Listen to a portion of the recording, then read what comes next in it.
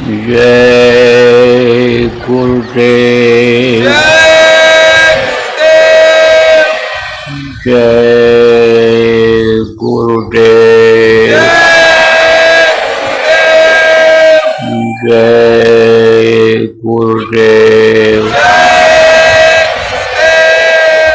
जय गुरुदेव। नाम किसका?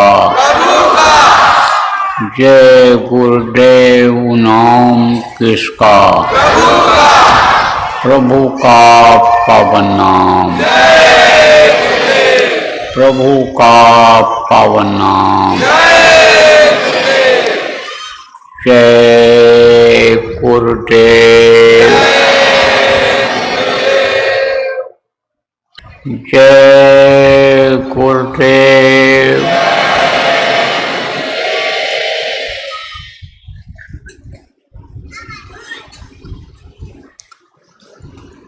सर्वसमर्थ सर्वत्र अस्मरणीय दाता दयाल दीनबंधु कृपा निधान परम पूज्य गुरु जी महाराज, उपस्थित सभी साधक, सत्संगी, नामदानी, बच्चियों बच्चियों, आज 8 अगस्त 2025 को सायंकाल की बेला में झुंझुनू राजस्थान के इस धरती पर रक्षाबंधन के अवसर पर आयोजित कार्यक्रम में सत्संग के माध्यम से आप लोगों के दर्शन का अवसर मिला। उस मालिक की कृपा हुई, गुरु महाराज की दया हुई कि जिससे आप जैसे धार्मिक लोगों से मुलाकात हुई, आप लोगों के ऊपर भी दया हुई। बगैर दया कृपा मेहरबानी के आप घर से निकल नहीं सकते थे, क्योंकि जकड़े हुए हो, बंधन में नहीं हो, जकड़ दिए गए हो,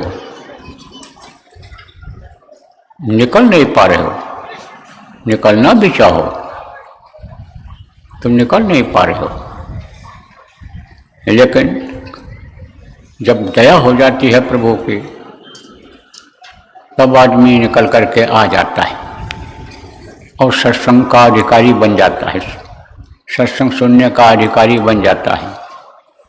तो देखो प्रेमियों, आप लोग कुछ ऐसे नए लोग हो कि जो अभी तक राम कथा सुनते रहे, कृष्ण कथा सुनते रहे, गीता रामायण की बातें आपको सुनाई जाती रहीं, महाभारत की कथा आपको सुनाई जाती रही,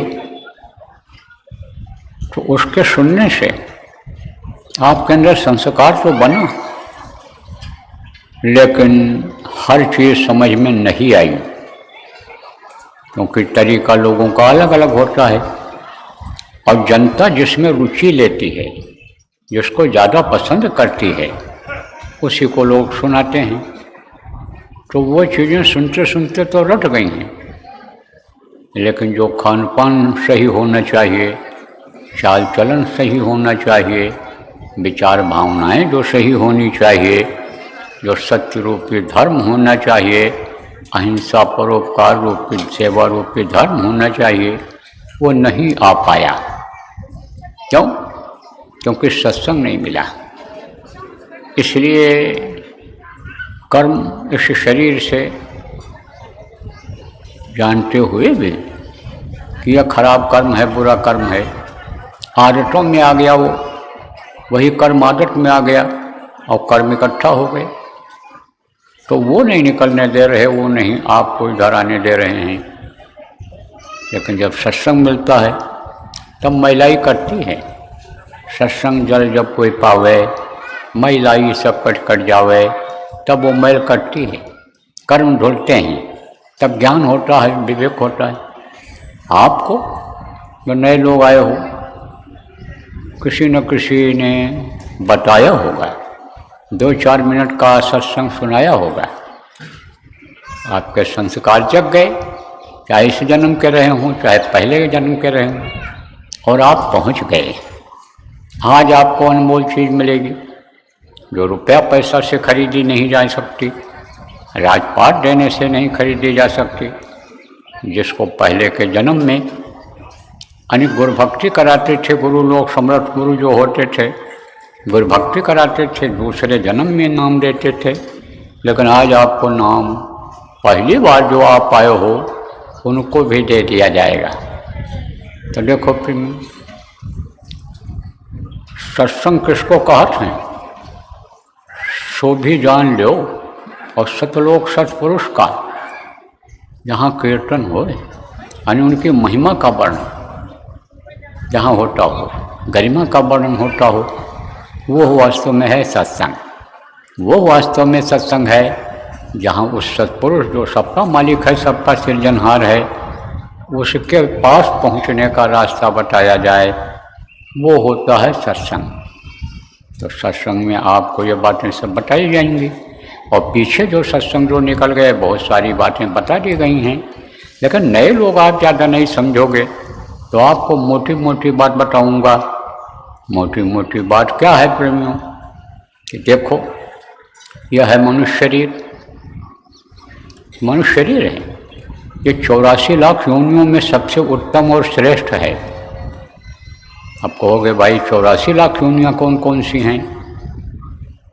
देखो, आपको सुबह और कल शाम के सत्संग 3-4 टाइम में जो सत्संग चला है उसमें बताया गया है कि सृष्टि की रचना कैसे हुई, कैसे ये लोक बने, कैसे ये देवी देवता बने, और इन देवी और देवताओं ने क्या क्या चीज़ें बनाई।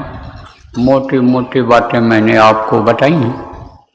तो इन्होंने ही बनाया है क्या, 84 लाख योनियाँ बनाई हैं। अंडज, पिंडज, उखमज और स्थावर, ये 4 खान हैं और 84 लाख योनियाँ हैं। तो अंडज, पिंडज, उखमज किसको कहते हैं? अंडे से जो पैदा होते हैं उनको अंडज कहते हैं। जैसे कबूतर, मुर्गी अंडा देती है, कबूतरी अंडा देती है। अंडा देने वाले जो पक्षी होते हैं वो अंडज कहलाते हैं। वो जो बच्चे होते हैं अंडज कहलाते हैं। पहले अंडा बनता है और अंडा फट जाता है जब, तो उसमें से चूजा यानी बच्चा निकलता है। और पिंडज और स्थावर और उखमज। स्थावर किसको कहते हैं? पेड़ और पौधे को। नरकों से यानी जब छुटकारा मिलता है और इधर आते हैं 4 खान में, 84 लाख योनियों से जब छुटकारा मिलता है तब पेड़ यानी 84 लाख योनियों में आते हैं। वहाँ से निकलने के बाद तब पेड़ बना करके खड़े कर दिए जाते हैं। आप इसमें दो कीड़े मकोड़े की योनि में चले जाते हैं। जैसे जिसके कर्म होते हैं उसी हिसाब से उसको भेज दिया जाता है। तो यह है उखमज। यह समझो अस्थावर है। अस्थावर का मतलब जो एक जगह से दूसरी जगह अपनी इच्छा से आ जा न सके, वो अस्थावर होता है। तो उस योनि में चले गए। योनि जानते हो आप, यह मनुष्य योनि है। और समझो ये कुत्ता होते हैं, बिल्ली होते हैं, शेर, हाथी, घोड़ा, यह सब योनि है। तो आप ये समझो प्रेमियों कि उखमज उनको कहते हैं जो मनुष्य के पसीने से पैदा होते हैं। जैसे जूं, खटमल, चीलर, पतंगे, गंदे स्थानों पर रहने वाले कीड़े, ये सब उखमज में आते हैं। गंदगी से ही देखो ये पैदा होते हैं। खटमल, जूं, चीलर, ये सब किससे पैदा होते हैं? गंदगी से ही होते हैं।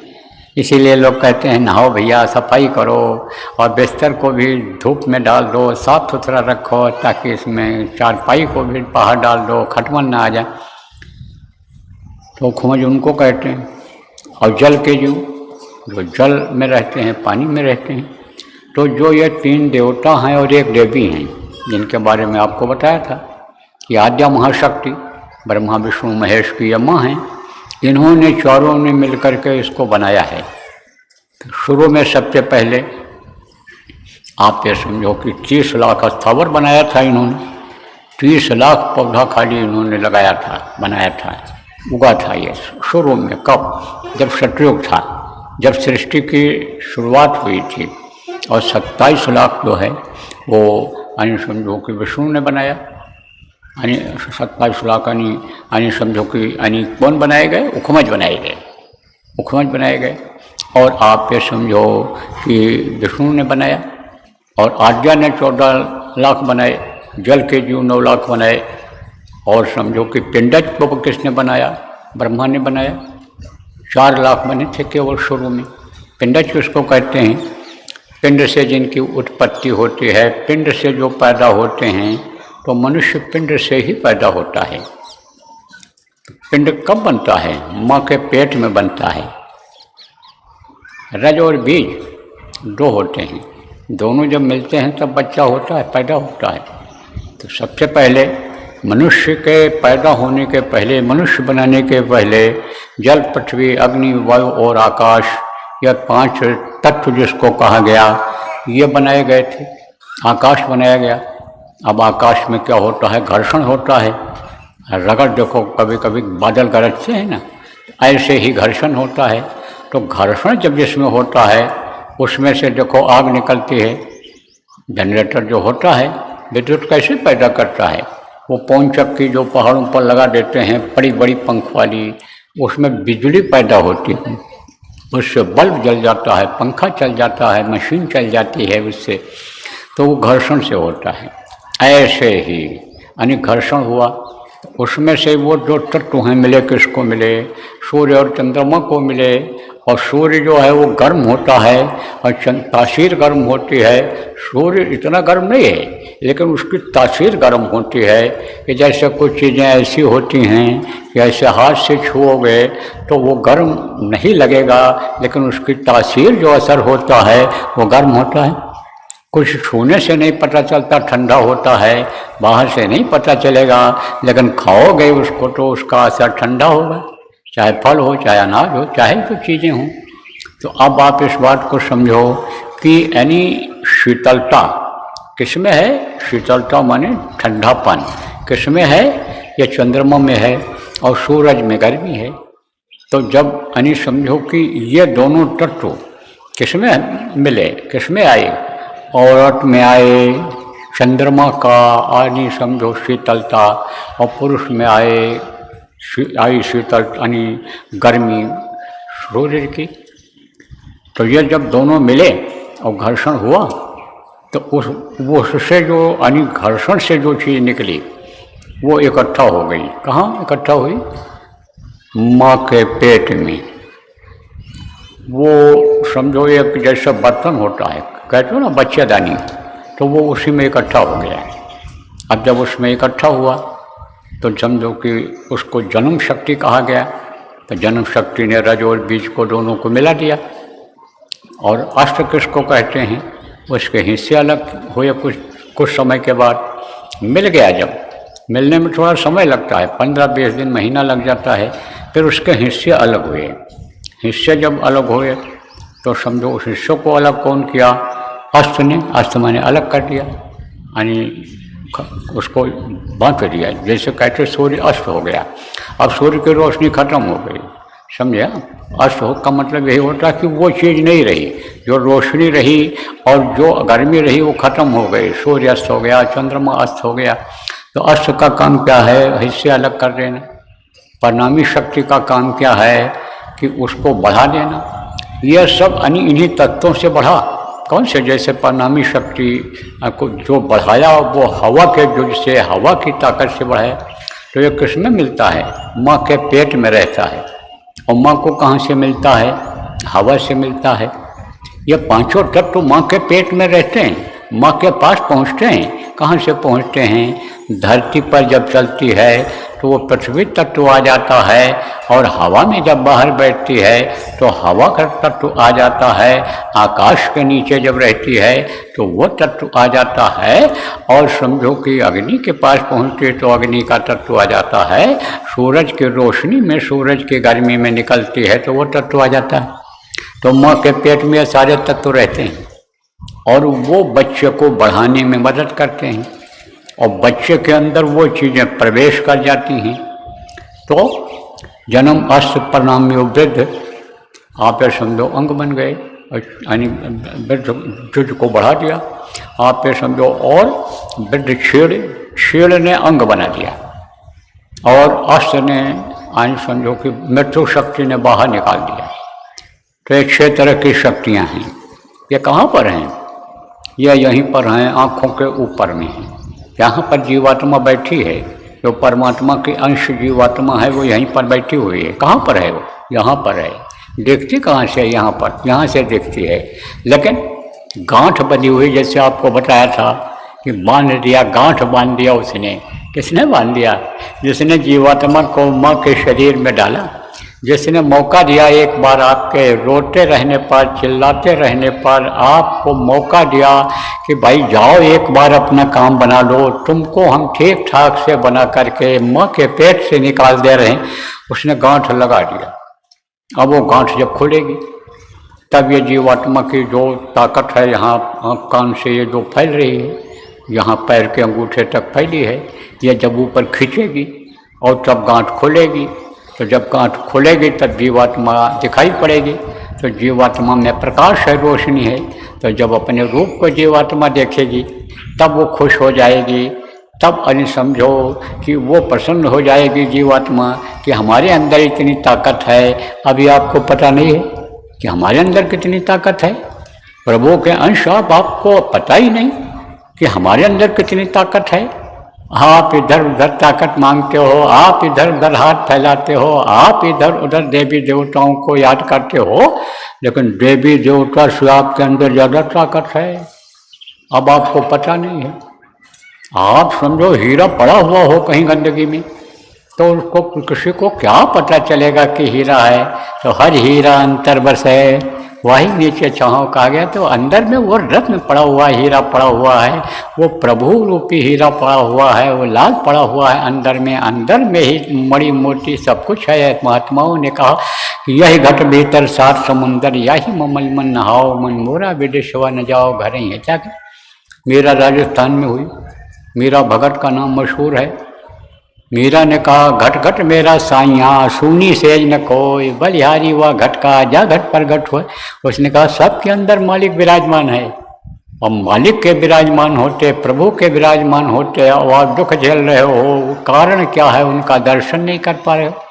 तो आज दर्शन करने का आपको बताया जाएगा, तरीका बताया जाएगा। आज जो नए लोग आप आए हो, पुरानों का दोहरा जाएगा, पुरानों को याद करा दिया जाएगा। तो अब आप ये समझो कि बना कैसे ये मनुष्य शरीर। तो 9 महीने में ये तैयार हुआ। पहले कच्चा था, धीरे धीरे पकता है ना। जैसे कुम्हार बनाता है, किसको बनाता है? मिट्टी के घड़े को बनाता है। तो बना करके जब तैयार करता है तब उसको पकाता है। तो एक दिन में नहीं पकता है, उसको ये मालूम रहता है इतना दिन में पकेगा, उतने दिन के बाद वो खोलता है, नहीं तो बाकी ढक देता है आग लगा करके, आग जला करके।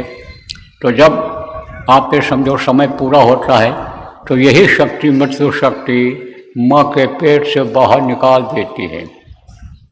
तो प्रेमियों, माँ के पेट में जब थे तब होश था, अब आप मदहोश हो इस समय पर। जैसे मैंने बताया ना कि अंदर में घट घट में रस आइयाँ, हर घट में है वो। फकीर ने भी कहा अल्लाह अल्लाह का मज़ा मुर्शिद के महखाने में है, दोनों आलम की हकीकत एक पैमाने में है। ना खुदा मंदिर में देखा, ना खुदा मस्जिद में है। तो शेख जी रिंदों से पूछो, दिल के आशियाने में है, इसी में है। जब उन्होंने देखा तो कह दिया। अपनी अपनी भाषा में लोगों ने लिख दिया। प्रभु तो एक ही है, लेकिन भाषा अलग अलग है लोगों की। जैसे ये गेहूँ है, आप गेहूँ कहते हो, और यहाँ से कुछ दूर के बाद जाओगे तो पंजाब मिलेगा आपको। पंजाब में कनक कहते हैं, अंग्रेज लोग उसको व्हीट कहते हैं, और पारसी लोग गंदुम कहते हैं। गेहूँ एक ही है, लेकिन आप पे समझो नाम अलग अलग रख दिए हैं। ऐसे ही प्रभु तो एक ही है। देवी देवता जिनको हम आप कहते हैं उनको वो फरिश्ते कहते हैं। तो अलग अलग अपने अपनी भाषा में नाम उन लोगों का लिया है, तो वो अंदर में ही मिलता है। लेकिन अब दिखाई क्यों नहीं पड़ता है, यह भी आपको बताता हूँ। दिखाई कब पड़ता था? माँ के पेट में थे तब दिखाई पड़ता था। झलक मिल जाती थी। लेकिन माँ के पेट में बड़ी तकलीफ थी। माँ जब पेशाब करती है तो इतना बदबू आता है बच्चे के नाक में, और वो खारापन नाक में भर जाता है। लैट्रिन करती है तो इतनी बदबू आता है कि बर्दाश्त से बाहर हो जाता है। जब कोई चीज़ खा लेती है, तीखी तेज चीज़ जब खा लेती है, तब बच्चे को जलन होती है उससे, तो पेट में वो भगता है, इधर उधर भगता है। तो माँ तो खुश हो जाती है, बच्चा चलने लग गया। चलता नहीं है, माँ तो कहती जान आ गई बच्चे में। जान आती नहीं, जान निकलने लगती है, लेकिन भग के जाए कहाँ? कैद खाना है, क्या ना बंधे तुम गाढ़े बंधन आन। आपको बताया ना, पहला बंधन पड़ा देह का बंधन, ये कहाँ बंधा? माँ के पेट में ही ये स्थूल शरीर डाल दिया गया जीवात्मा के ऊपर में। तो अब जाए तो कहाँ जाए? तो बड़ी तकलीफ होती है, और रोता है और चिल्लाता है और प्रार्थना करता अपना धर्म पग यही मग और, हे मेरे प्रभु अब हमारे ऊपर दया करो, कृपा करो, मेहरबानी करो। अब हम ऐसा कोई कर्म नहीं करेंगे कि जैसे दोबारा हमको माँ के पेट रूपी नरक में आना पड़े, इस काल कोठरी में बंद करना पड़े, बंद होना पड़े।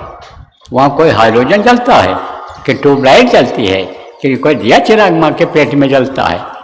काली कोठरी जैसे होती है, अंधेरे वाली कोठरी जो होती है, उस तरह से माँ का पेट अंदर रहता है। अंदर यानी माँ का पेट का अंदर का हिस्सा रहता है, और बच्चा उसी में पड़ा रहता है। और किस हालत में रहता है? अधोमुखी जब रहे थे, थल से ऊपर पाँव। अधोमुख का मतलब ऐसे नीचे मुँह था और पैर ऊपर की तरफ था, ऐसे पड़े हुए थे। अधोमुखी जब रहे थे, थल से ऊपर पाँव, राखन हारा राखिया, जठर अग्नि की लाओ। जठन के जठाग्नि किसको कहते हैं? भोजन को जो हजम करता है, अग्नि ही हजम करती है। ये सारे तत्व इस शरीर में रहते हैं, वो भोजन को पचाते हैं। इसीलिए तत्वों की कमी हो जाने पर रोग हो जाता है, दवा जड़ी बूटी खानी पड़ती है। तो अब आप ये समझो कि माँ के पेट की आग तपा रही थी, तब चिल्लाए और रोए, क्या कहे प्रभु दया करो, कृपा करो, बाहर निकालो। अब हम समर्थ गुरु को खोजेंगे, सच्चे गुरु को खोजेंगे, उनसे नाम लेंगे, और वो नाम जो बताएंगे उस नाम से हम आपको पुकारेंगे। आप के पास पहुंच जाएंगे, आपकी गोदी में बैठ जाएंगे। बिछड़े हुए हमको बहुत दिन हो गया, अब हमको होश आया है, आप मेरे ऊपर दया कर दो, मेहरबानी कर दो। तो जब वो कहता है कि अब प्रभु कृपा करो यही भांति, और सब तज भजन करो दिन राति, सब कुछ तज करके दिन रात भजन करूँगा, तब वो ये समझ जाता है कि ये जो वादा कर रहा है उसको ये निभाएगा, वादा खिलाफी नहीं करेगा। तब कहता है अच्छा जाओ एक बार मौका दे देते हैं। तो हाथ पैर आँख कान सब ठीक से बना दिया, और फिर बाहर निकल आए। अंदर में सब होश रहता है, ये जानकारी रहती है कि बाहर जाएंगे तो बाहर का ये काल माया और का देश है, वो तो पर्दा भूल और भ्रम का माया डालेगी ही। इसलिए यानी आप समझो कि आना भी नहीं चाहता है, लेकिन अब करे तो क्या करे, बगैर बाहर आए उद्धार नहीं हो सकता है। ऐसे देवी देवताओं का मनुष्य शरीर में आए बगैर अपने घर अपने मालिक के पास पहुंच नहीं सकते हैं। आपको सुबह बताया था कि अपने अपने लोक में मालिक को याद तो करते रहते हैं, लेकिन दर्शन नहीं मिलता उनको।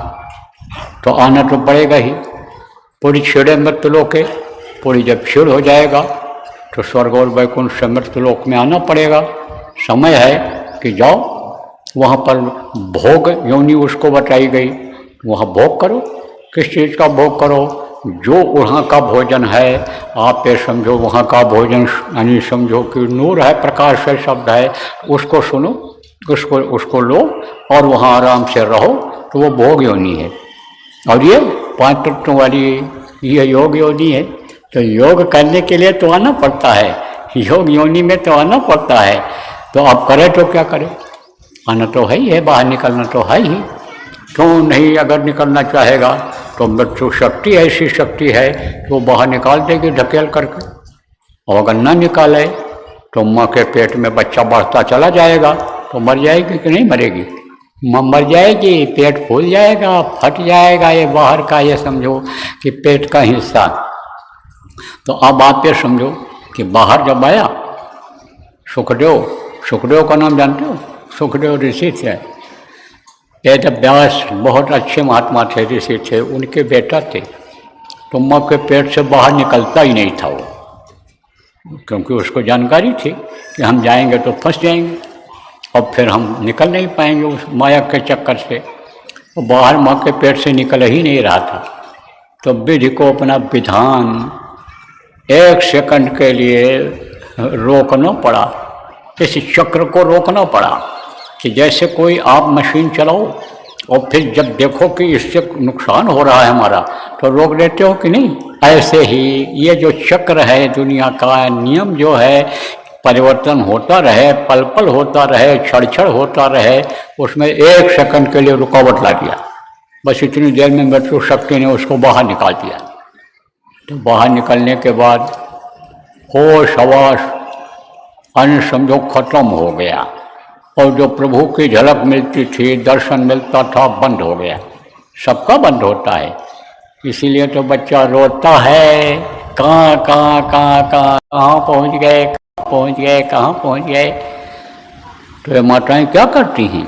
दीपक दिखाती हैं, दीपक का लौ दिखाती हैं, क्योंकि लौ अंदर में देखता रहता था बच्चा और दर्शन करता रहता था उनका, जिन्होंने शरीर दिया, शरीर का मसाला दिया बनाने के लिए, उनका दर्शन करता रहता था।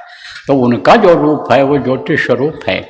अभी आपको नामदान दूंगा तब समझाऊँ, और उनकी जो आवाज़ है वो आप समझो कि बताऊंगा आपको।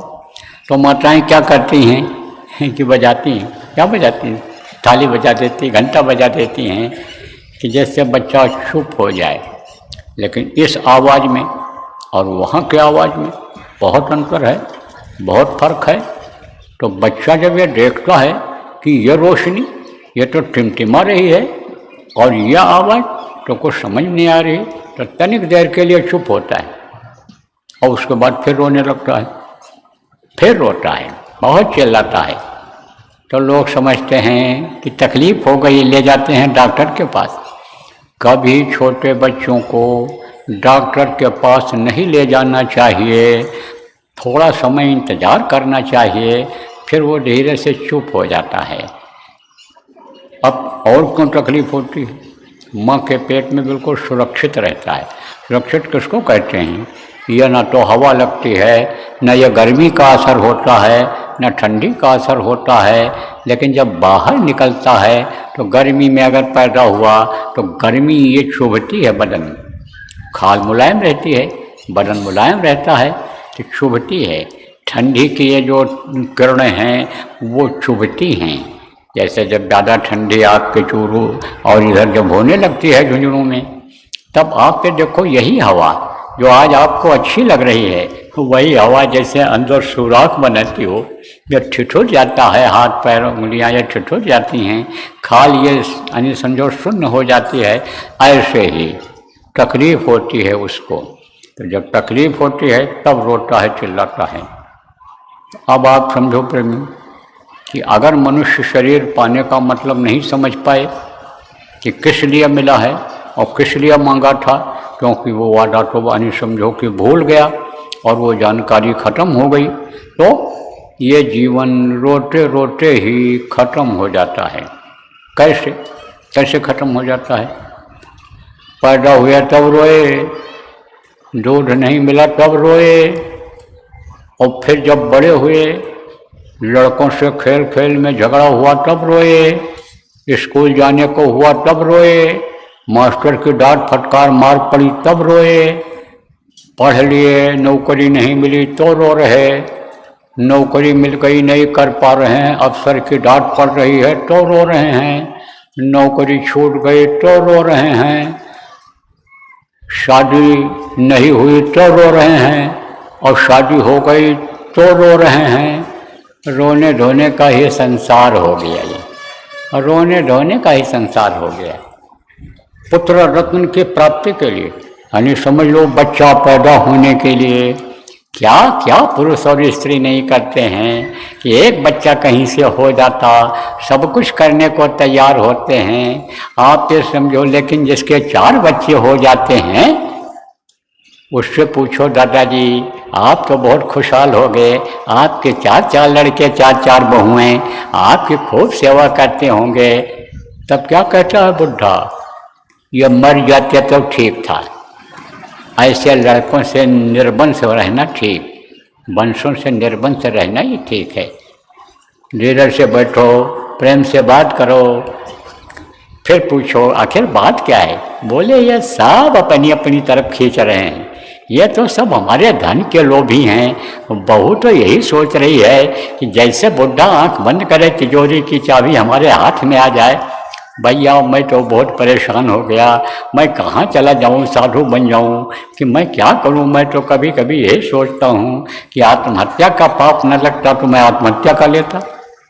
बुढ़ा ये कहता है।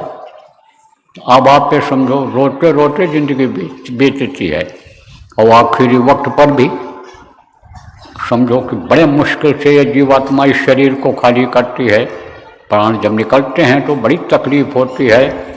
सहजो मौत के समय पीड़ा उठे अपार, बिच्छू 60,000 जो डंक मारें एक साथ। जैसे 60,000 बिच्छू डंक मारें बदन में, ऐसा दर्द होता है मरते समय।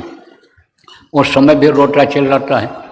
और जब पकड़ में आ जाता है, जीवात्मा को यमराज के दूध निकाल लेते हैं, तब उनसे रोता है, गिड़गिड़ाता है, कहता छोड़ दीजिए छोड़ दीजिए छोड़ दीजिए। तो वो छोड़ने वाले होते हैं, उनकी तो ड्यूटी यही होती है कि जाओ पकड़ करके ले आओ। पुलिस वाले को वारंट मिलता है, पुलिस के जो कांस्टेबल होते हैं, कि जाओ मुलजिम को पकड़ के ले आओ, कैद कर लो। वो जब जाता है तो कितना रोज चिल्लाओ छोड़ दो, छोड़ता है? नहीं छोड़ता है, क्योंकि उनके हाथ में कागज रहता है, परवाना रहता है, उसका जवाब देना रहता है, नौकरी का पैसा उसको मिलता है उसी काम का। छोड़ता नहीं है, ले जाता है, पेश करता है किसके सामने? जिसका वारंट होता है उसके सामने। तो अब आप ये समझो कि ये काल भगवान जिनका सुबह बताया था उन्हीं की व्यवस्था है।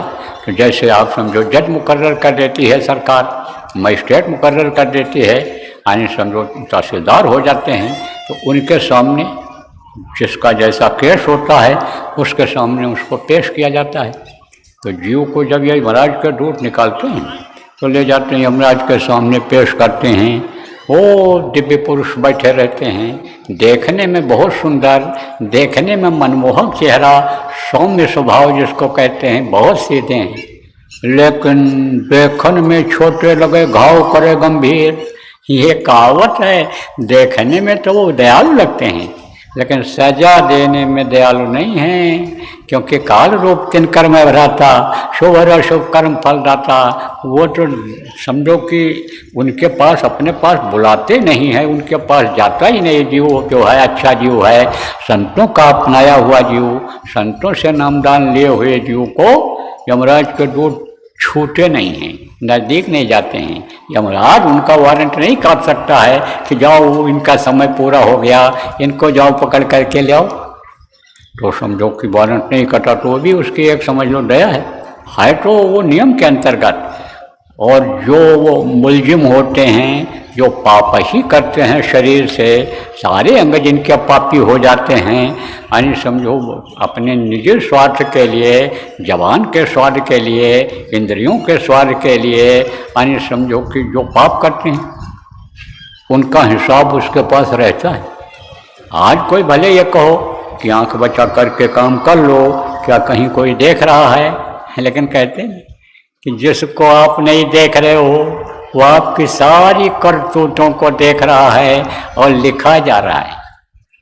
महात्माओं ने कैसे कैसे समझाया, कहा पैदा होते ही दोनों कंधों पर दो दूत बैठा देता है, एक अच्छा लिखता है और एक बुरा लिखता है। जब समय पूरा हो जाता है तो वो अपना कागज़ फाइल पेश कर देते हैं। और अब तो आप ये समझो कि जैसे कंप्यूटर में होता है सब फिट हो जाता है, जैसे CCTV कैमरा होता है उसमें सब फिट होता जाता है, आवाज़ भी आती जाती है, फोटो भी खींचता जाता है, ऐसे ही वहाँ पर सब अच्छाई और बुराई का लेखा जोखा रहता है। बस उसी के आधार पर वो सजा बोल देता है, ले जाओ इनको, इतने हजार वर्ष तक इस नरक में डालो, इतने लाख वर्ष इस नरक में डालो। एक दो हैं, 42 प्रकार के छोटे बड़े मिलाकर के नरक हैं, 22 तो बड़े बड़े हैं और बाकी ये छोटे नरक हैं। उन नरकों में जिसका जैसा कर्म होता है उसी हिसाब से सजा भोगनी पड़ती है। और एक दो दिन, 4 युग है प्रेमियों, सतयुग, त्रेता, द्वापर और कलयुग। ये चारों युग जब बीत जाते हैं तब एक चौकड़ी होती है, और 72 बार जब चौकड़ी बीतती है तब एक मनवंतर होता है, और 14 मनवंतर जब बीत जाता है तब एक कल्प होता है। एक एक कल्प एक एक नरक में कर्मों के अनुसार रहना पड़ता है। उसके बाद तब 84 यहाँ भेजे गए, कीड़ा मकोड़ा, सांप, गोजर, बिच्छू। अब जान बचाते फिरो इधर उधर, भगते रहो, प्यासे मर जाओ, भूखे मर जाओ, रेगिस्तान में उधर पक्षी पैदा हुई और पानी नहीं मिला, आप समझो जानवर मर जाते हैं, पानी नहीं मिलता है, चारा नहीं मिलता है, तो समझो कि यह सब वो योनियों में जाना पड़ता है। उसके बाद में गाय और बैल की योन मिलती है, गाय और बैल की योन के बाद फिर कबहुँ कृपा नरतन देही, देत ईश बिन हेत नहीं। जब उसकी दया हो गई, कृपा हो गई, यह मनुष्य शरीर उसने दे दिया। ये कब दिया? कोट जन्म जब भटका खाया, करोड़ों जन्मों तक इधर उधर भटकते रहे, 84 में चक्कर काटते रहे, दिन भर में 4 बार मरे, 4 बार पैदा हुए, 84 लाख योनियों को काट करके आए हो। तो ये समझाया महात्मा, 184 भरम कर, और पग में अटके आए और अब के पास आना पड़ा तो 84 जाए। देखो इसलिए उदाहरण दे रहा हूँ कि आप ये न कहो कि बाबा अपने मन से यह बात बता रहे हैं, लिखा पढ़ी में यह बात है, महात्माओं ने इस बात को कहा है, इसलिए उदाहरण देकर आपको समझाता हूँ। और जो पढ़े लिखे लोग हैं, चतुर लोग वो हो जाते हैं, उनको विश्वास न होता है जल्दी, उनको विश्वास दिलाने के लिए यह कोई नई चीज़ नहीं है, यह पौराणिक चीज़ है, पुरानी चीज़ है, यह सनातन धर्म है कि इस जीवात्मा को परमात्मा तक पहुंचा दिया जाए, यही सनातन धर्म है। तो सनातन धर्म की यह शिक्षा है। तो अब के बार आपको मौका मिला है, क्या मौका मिला कि अपने घर चलो, अपने पिता के पास चलो। कितने घर बनाए पिछले जन्म में, और कितने माता पिता बनाए हमने आपने। हाँ, फिर समझो बहुत कई जन्मों से भटक रहे हो इधर उधर, अब वही काम फिर करने में लग गए, और इसी मिट्टी और पत्थर के घर को आप अपना घर समझ लियो। अब जलजला आ जाए, अभी बाढ़ आएगी, बाढ़ इसी बरसात में सुनाई पड़ेगा आपको। आपके यहाँ भले ना होए, लेकिन आएगी, तमाम घर बह जाएंगे उसी, भीषण बाढ़ आएगी नदियों में। कहाँ आएगी? दक्षिण दिशा में नदी में आ जाए, मध्य में आ जाए, राजस्थान में भी कुछ नदियाँ उनमें आ जाए, जल ही जल हो जाए। अब हम ये क्यों बताऊँ कहाँ आएगी, लेकिन बाढ़ आएगी तो घर गिरेंगे, लोग बहेंगे, आदमी मरेंगे, जानवर मरेंगे। क्यों? क्योंकि नदी के किनारे वाले, समुद्र के किनारे वाले तो कह रहे हैं मछली खाए बगैर हमारा नहीं चलेगा। उनको क्या पता है कि इसमें जीव है, और जीव हत्या होती है, पाप होता है, और जानते हुए भी मछली का स्वाद जब लग गया तो कहते बगैर मछली के हम खाएंगे नहीं, बगैर मछली के अन्य समझो कि बनाए हमारा चलेगा नहीं। तो पाप किया तो पाप की सजा कौन भोगेगा? पाप की सजा तो भोगना ही पड़ेगा। पाप से कोई बच नहीं सकता है, पाप का पलड़ा बहुत भारी होता है, पाप तो समुद्र में भी नहीं समाता है। तो अब यह घर गिर गया, भूकंप आया, घर गिर गया, तो आपका घर रहा? चोर उठा ले गए रुपया पैसा, छापा पड़ गया सरकार का, माल सब उठा ले गए, तो आपका रहा? अभी प्रार्थना किया कि सूत्रधारा ये सब कोई काम आने वाले आखिरी वक्त पर नहीं होते हैं, धन दौलत मकान ये सब कोई काम आने वाला नहीं होता है। तो भैया ये अपना घर नहीं है जिसको आप समझते हो मिट्टी और पत्थर का घर।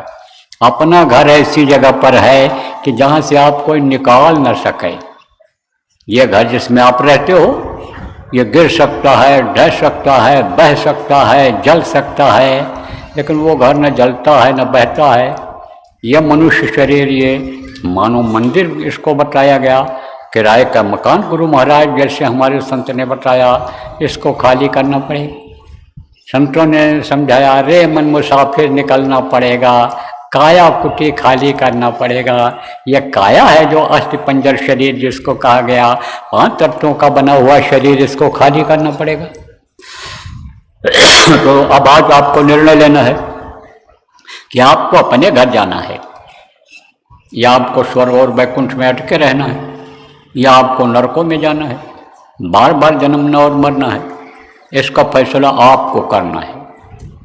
तो हम तो आपको बता दे रहे हैं, सारी बात समझा दे रहे हैं और अपने घर जाने का रास्ता भी बताएंगे।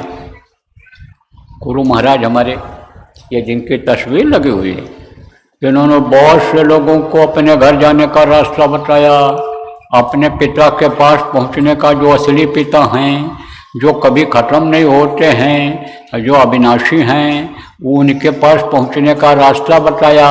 और रास्ता ही नहीं बताया, रास्ते पर चलाया और जो उनके आदेश का पालन किया, गुरु भक्ति किया, गुरुमुख बन गए। बहुत से लोगों को इन्होंने गुरु महाराज ने पाल भी कर दिया। यह गुरु महाराज ने, यह तो फोटो है गुरु महाराज का। गुरु महाराज तो अब रहे नहीं, चले गए। क्यों चले गए? इसलिए चले गए कि मनुष्य शरीर में थे और मनुष्य शरीर में जितने भी लोग आए सब इस दुनिया से चले गए। चाहे राम जैसे भगवान रहे हों, कृष्ण जैसे भगवान रहे हों, कबीर गोस्वामी पलटू नानक मीरा जैसे रहे हों, सब चले गए। एक से एक चले गए।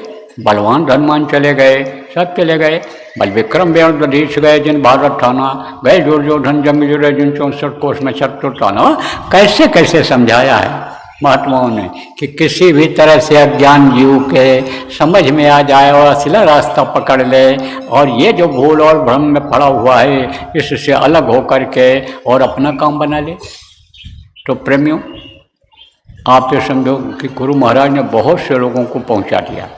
अब जब गुरु महाराज के शिष्य हो, आप ये मत सोचो कि हम सौतेले बेटे हैं, आप भी उन्हीं के हो। सकल जीव मम उपजाया, सब पर मोर बराबर दाया। जितने भी जीव हैं सब पर दया करता है, क्योंकि सब उनके अंश हैं। फिर कहा उन्होंने, किसने कहा? कहा कि सबसे अधिक मनुज मोह भाया। किसने कहा था? राम भगवान ने कहा था। राम भगवान कौन थे? काल के लोक से आए थे। आप समझो उनके अंदर काल दयाल दोनों धार थी। उन्होंने कहा था, गोस्वामी जी महाराज समझो कि यानी व्याख्या में इस बात को बताए हैं, समझाए हैं कि मैंने उपजाया है सकल जीवों को, लेकिन सबसे अधिक मनुज मोह भाया। मनुष्य मुझको ज़्यादा प्यारे हैं। क्यों? क्योंकि वो पिता को याद कर सकते हैं, पिता को याद करते हैं, अपने घर जा सकते हैं। वो मैं नहीं जा सकता, मैं तो खाली याद कर सकता हूँ, उनका दर्शन नहीं कर सकता हूँ, तो वो हमको प्यारे हैं मनुज। तो अब आप ये समझो, सब उन्हीं के बेटा हो, सब उन्हीं के बच्चे हो। किसके? गुरु महाराज के, जो गुरु महाराज के नामदानी हो। क्यों? क्योंकि गुरु जिसकी डोर को काल के हाथ में, बताया ना था कि सूरत, बताया था सुबह कि सूरत माने जीवात्मा, जीवात्मा की डोर काल के हाथ में है। तो जब नामदान देते हैं तो डोर को अपने हाथ में ले लेते हैं और डोर को छोड़ते नहीं जब तक पार नहीं लगा देते हैं। चाहे 1 जन्म हो, चाहे 2 जन्म लगे, चाहे 3 जन्म, 4 जन्म का मौका देते हैं। अब उसमें जब न कर पावे तो उसके लिए क्या करेंगे? 4 मौका मिलता है, 4 जन्म मिलता है। तो हम तो ये नहीं चाहते कि मरो और जियो फिर पैदा हो। हमें नहीं चाहते हैं कि इस दुख के संसार में फिर आ पाओ, जितने भी गुरु महाराज के नामदानी हो। इसलिए गुरु भक्ति कर लो, गुरु के आदेश का पालन कर लो, साधना शिविर लगाने का जो आदेश है उसको साधना शिविर लगवा लो। जो भी सेवा का समय समय पर आदेश मिलता है उसको कर लो, भजन कर लो, सुमिरन कर लो, ध्यान कर लो, ये कर लो और निकल चलो। जोगिया रम चलो देशवा बिराना है, ये दूसरे का देश है, इसको अपना मत समझो। निकल चलो, हंसते हंसते खेलते खेलते निकल चलो, खेल खेल में निकल चलो। दुख न हो मरते समय, तकलीफ न हो यहाँ जीने में, झेलना न पड़े, परेशान न होना पड़े। अब आप नए लोग आए हो, आपको रास्ता बताऊंगा, आपको रास्ता बताऊंगा। कौन सा रास्ता? कि घट में गंगा, घट में यमुना, घट में तीर्थ, घट में गंगा, घट में यमुना, घट में सृजनहारा है। वो जो सृजनहार है उस घट में, अंदर में, उसका दर्शन करो। अब आप ये समझो कि दुनिया की चीज़ों के लिए आप इधर उधर हाथ फैलाते हो, किससे मांगते हो? जो उस प्रभु से मांगता है। अरे मांगता है, मिलता है तभी तो आपको रुपया पैसा या कोई चीज़ देता है, उसको मिलता है। तो मंगता से कहीं मांगा जाता है? मंगता से नहीं मांगते हैं, भिखारी से कोई चीज़ नहीं मांगते हैं, उससे मांगो जो सबका दाता है, उससे मांगो। जो पैदा होने के पहले माँ के स्तन में दूध भर देता है, वो सबका सृजनहार है, सबको देता है, उससे मांगो। तब कहोगे भाई वो तो दिखाई नहीं पड़ता है, ये तो हमारे गांव के सरपंच जी हैं, बड़े आदमी हैं, मुखिया हैं, चौधरी हैं, इनसे हम मांगते हैं, हमको मिल जाता है, वो तो दिखाई नहीं पड़ता है। तो उसको देखने का हम आपको बताएंगे अभी तरीका कि इस तरह से ध्यान लगाओगे तो वो दिखाई पड़ेगा, वो मिल जाएगा, तो आपके पास कोई कमी रहेगी। दुनिया बनाने वाला जब मिल जाएगा तो दुनिया की कोई भी चीज़ की कमी आपको रहेगी नहीं रहेगी। जो इच्छा कीन्ही मन माही, हर प्रताप कश दुर्लभ नाही। जिस चीज की इच्छा करोगे वो चीज मिलेगी।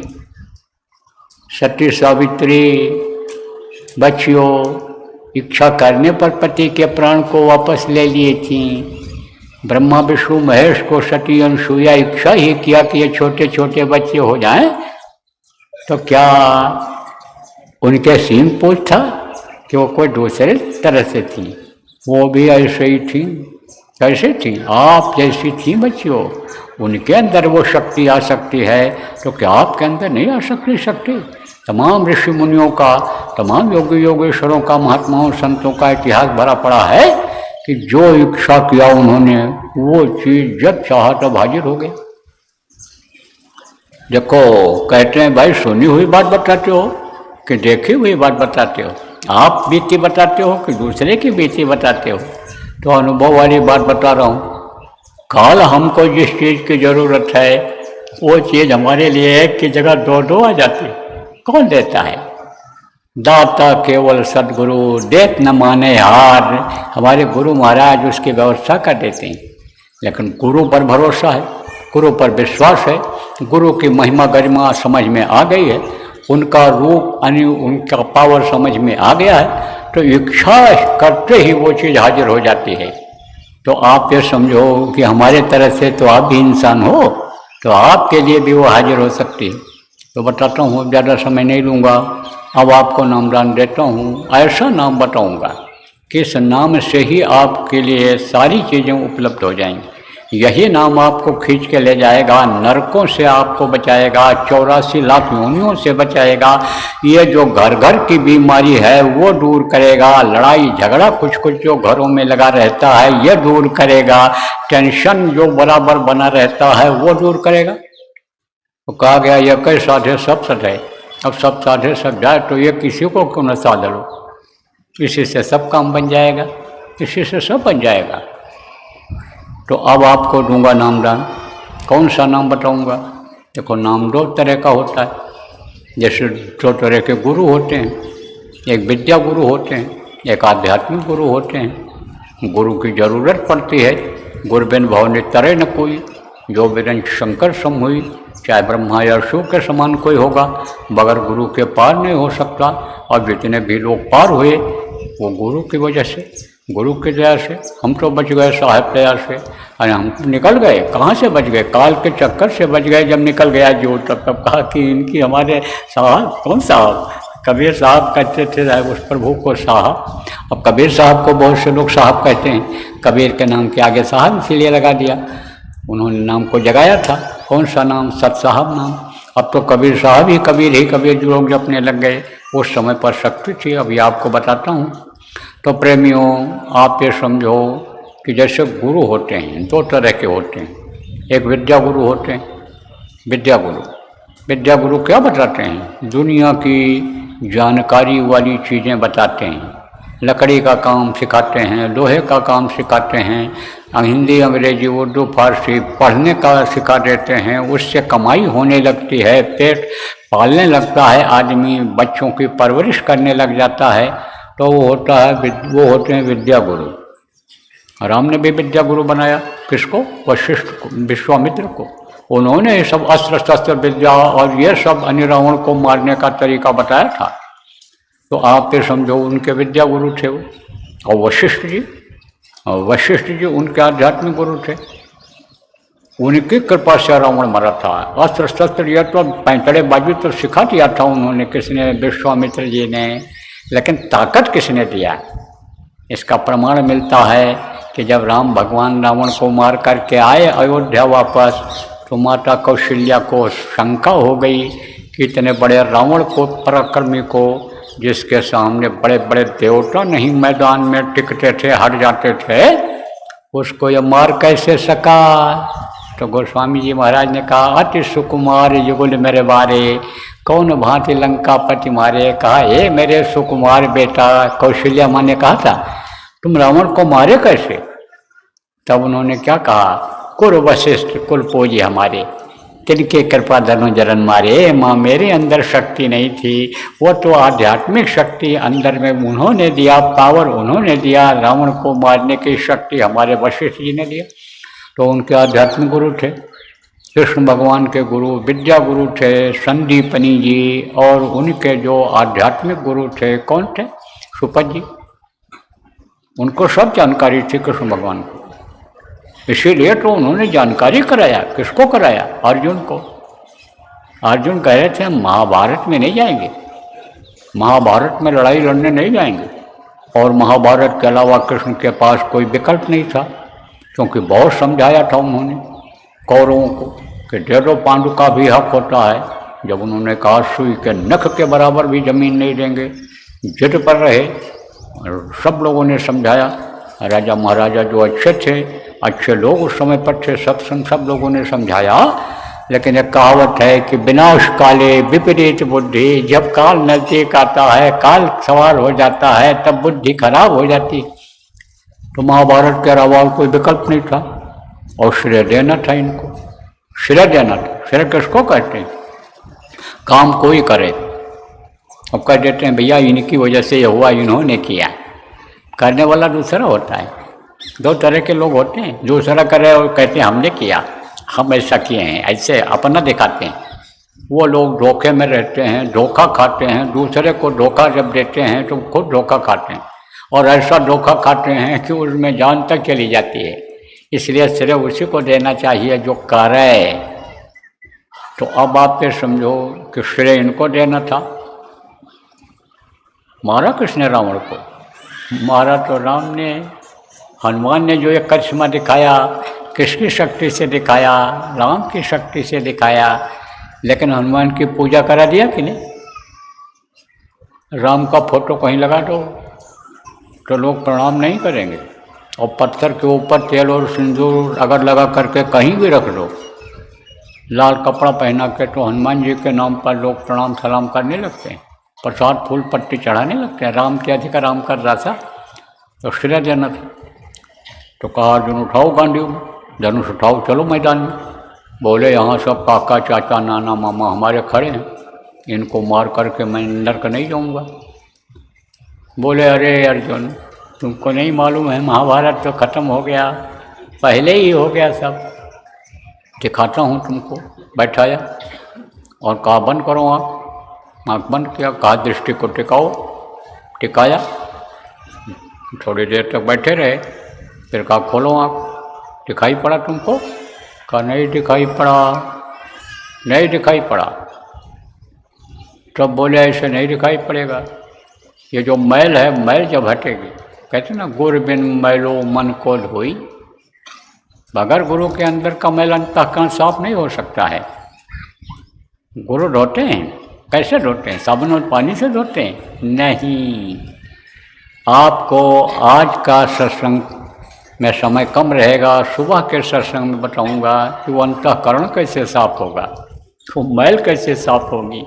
मैल अगर अंदर रहेगी तो गंदगी पैदा रहेगा, अब गंदगी अगर पैदा रहेगा अंतःकरण पर तो प्रभु बैठेगा?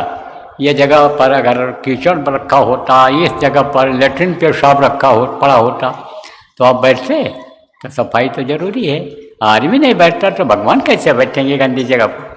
अब आजकल तो लोगों ने गंदा कर लिया, मांस खाया, मछली खाया, अंडा खाया, शराब पिया, पेट को कब्रिस्तान बना दिया।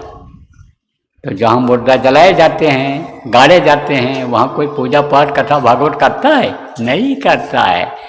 देवताओं को बुलाता है? नहीं बुलाता है। कहते भूमि पूजन करो, तब यज्ञ करो, तब भागवत करो। भूमि को पवित्र करता है, तब कहाँ ये सब अनुष्ठान करता है। तो उसने कहा कि अच्छा बैठो, दोबारा बैठाया और ठोका यहीं पर, यहाँ पर अपनी शक्ति से। आप ये समझो कि उसको हटाया, कर्मों को लिया उन्होंने, अपने ऊपर लिया और कहा अब बैठो, देखो। ध्यान लगाया तो अर्जुन ने देखा कि सब के सब मरे पड़े हुए। चक्र सुदर्शन ने बड़े बड़े योद्धाओं का सिर काट दिया। और बोले तो हमको तो बस खाली श्रेय लेना है, और धनुष लेकर के पहुंच गए, एक तरफ से आंख बंद करके छोड़ते गए, सारे योद्धा धराशायी हो। तो अर्जुन को तो मालूम था कि महाभारत कराया किसने, और महाभारत में विनाश उनका किसने किया, 11 छोड़ी सेना को ख़त्म किसने किया, उनको तो मालूम था। लेकिन बाकी लोगों को नहीं मालूम था। 4 भाइयों को, नकुल, सहदेव, भीम वगैरह को अपने ऊपर बड़ा घमंड था, क्योंकि बलवान थे, बहुत ताकत थी इनमें। तो अब आप ये समझो प्रेमियों कि ये लोग सब पहुँचने लगे, मैंने मारा, मैंने गिराया, मैंने ये किया, ऐसा किया, वैसा किया। जैसे कहीं कोई कामयाबी मिल जाती है तो आदमी बैठ करके कहता है अरे ऐसा हुआ, ऐसा, खुश होता है, खुश हो रहे। तो कृष्ण ने कहा भाई ये घमंडी हो जाएंगे, अहंकारी हो जाएंगे, और करा कराया सब गया। जब आया अहंकार, जब आदमी को अहंकार आ जाता है तो करा कराया सब चला जाता है। जो फल उसको मिलने का होता है वो सब खत्म हो जाता है। अहंकार पैदा कैसे होता है ये तो कल सुबह के सत्संग में बता दें। कहाँ से डोरी खींची जाती है तब अहंकार आता है, शिव खींचते हैं डोरी तब अहंकार आता है, क्योंकि अहंकार की डोरी उनके हाथ में है। तो अब आप इस बात को समझो प्रेमी कि फिर वो ले गए, किसके पास ले गए, वो बपरीक के पास ले गए, जिसका सिर काट करके रख दिया था। उसने वरदान मांगा था, बहुत बहादुर था, बहुत बहादुर। एक तीर छोड़ दे तो सैकड़ों हजारों का सिर काट करके और तीर वापस आ जाता था उसके पास। 3 ही तीर था उसके पास, और उसी से महाभारत जो है वो लड़ने के लिए तैयार था। वो कृष्ण ने पूछा कि तू यहाँ क्यों खड़ा है, पीपल के पेड़ के नीचे खड़ा था। कहा यहाँ क्यों खड़ा है, बोले महाभारत लड़ने के लिए आया हूँ। कहा तेरे पास हथियार तो हैं? बोला ये 3 तीर है, इसी से लड़ेगा। हाँ ये करिश्मा दिखाएगा। क्या करिश्मा दिखाएगा, दिखा सकता है? हाँ दिखा सकता हूँ। तो एक तीर छोड़ा, अब जितने पत्ते थे पीपल के पेड़ के ऊपर सब को उसने नत्थी कर लिया। कृष्ण ने एक पत्ता मुट्ठी में ले लिया था, दूसरा पैर के नीचे दबा लिया था, तब मट्ठी हो गया। नीचे पड़े हुए पत्ते जब बींध गए तब पैर की तरफ बढ़ा जब तीर, तब चिल्लाया पैर हटाओ नहीं पैर भी नट्ठी हो जाएगा। तो उस पत्ते को नट्ठी किया, जब पैर हटाया फिर हाथ की तरफ बढ़ा तीर, फिर वो बोला हाथ खोल दो, मुट्ठी नहीं, हाथ चला जाएगा। मुट्ठी खोला, उस पत्ते को भी नट्ठी करके और फट से आ गया, तरकश में फट से तीर आ गया। तब कृष्ण ने कहा भाई इसके हथियार बड़े चोखे हैं और है भी है बहुत बहादुर। तब उससे पूछा ये बता तू लड़ेगा किसके तरफ से? तब उसने कहा जो हारेगा उसी की तरफ से लड़ेंगे। कृष्ण ने तो कहा खेल खराब हो जाए, हारेंगे तो कौरव और ये उनके तरफ लड़ेगा तो हम और ये दोनों आमने सामने हो जाएंगे, तो लड़ाई बड़ी लंबी हो जाएगी। और चित गिरे कि पुट गिरे, कहते हैं न ऊँट कौन करवट लेता है, यह तो समय बताता है। तब उन्होंने कहा कि तेरे अंदर और कौन अच्छाई है, बहादुर तो है तो तेरे अंदर और कौन अच्छाई है? तब बोला मैं दानी हूँ। क्या चीज़ दान करते हो? मेरे पास कोई चीज़ रहती है मैं दे देता हूँ, कोई मांगता है तो मुझे भी देगा, दे दूँगा। तब कृष्ण ने कहा तू अपना सिर मुझे दे दे दान में। तब वो बोला कि दे तो दूँगा लेकिन मेरा संकल्प है कि मैं महाभारत देख लूँ, तो हमारा सिर कहीं रखवा दो हम देख लेंगे। तो कटवा करके वहाँ काट करके रखवा दिया। तो पहाड़ के ऊपर रखा था, पूरा महाभारत देखा उसने। सुबह शुरू होता था और शाम को दिन डूबने से पहले जब तक खत्म होता बराबर देखता रहता था। तब कृष्ण इनको पांडवों को लेकर के गए और बोले कि बताओ वो बपरी महाभारत में तुमने क्या देखा? तुमने देखा? हाँ देखा। क्या देखा? तब उसने कहा देखा कि चक्र सुदर्शन चल रहा है, सबका सिर काटता चला जा रहा है। कृष्ण ने कहा अच्छा, और ये जो योद्धा खड़े हैं वीर? उसने कहा ये सब मुंह फैलाए हिजड़े की तरह खड़े हुए थे, किसी का हाथ पैर भी नहीं हिल रहा था, केवल चक्र सुदर्शन चल रहा था महाभारत के समय पर। तो अब इनका अहंकार खत्म हो गया। कृष्ण ने कहा देखो पांडव, अब हमारा काम खत्म हो गया, अब हम जाएंगे। इतने समय के लिए हम भेजे गए थे, अब हम अपने धाम जाएंगे, जहाँ हमारा स्थान है, हमारा असला घर है, हम वहाँ जाएंगे। तो पांडव ने कहा महाराज मुझको भी लेते चलिए। बोले मैं तुमको नहीं ले जा सकता हूँ, अगर वहाँ पहुँचना है, जाना है तो तुम किसी त्रिकालदर्शी के पास जाओ, इनको संत सदगुरु कहा जाता है, समर्थ गुरु कहा जाता है, उनके पास जाओ और उनसे उपाय लो, युक्ति लो, योग करो, साधना करो, तब तुम जा सकते हो। बहुत रोए, बहुत गिड़गिड़ाए, प्रार्थना किया, कहा ले चलो हमको अपने साथ, सारी जिंदगी आपके साथ लगे रहे, जवानी मैंने बिताई, बुढ़ापे में योग साधना कैसे हो पाएगी? लेकिन 24 घंटा साथ रहने वाले पांडवों को दो टूक जवाब कृष्ण ने दिया कि अवतारिक शक्तियाँ केवल परिवर्तन करने के लिए आती हैं, धर्म की स्थापना के लिए आती हैं। संत सदगुरु जो आते हैं जीवों को पार करने के लिए आते हैं, इसलिए उनके पास तुमको जाना पड़ेगा। चौथे स्कंद गीता में आप पे समझो यही लिखा हुआ है 34वें श्लोक में कि तत्वदर्शी की खोज करो, उनके पास जाओ और उनसे लो युक्ति उपाय, उनकी सेवा करो, जैसा बताओ करो, तब ये काम तुम्हारा होगा। तो उन्होंने भी गुरु किया, समर्थ गुरु उन्होंने बनाया। तो गुरु सब लोगों ने किया। तो दो तरह के जैसे गुरु हुए हैं, दो तरह के गुरु होते हैं, आज भी दो तरह के गुरु हैं। तो उसी तरह से नाम भी दो तरह का है, एक मुँह से लिया जाता है और एक सुना जाता है, क्योंकि वो लिखन पढ़न और कहन में नहीं आता है।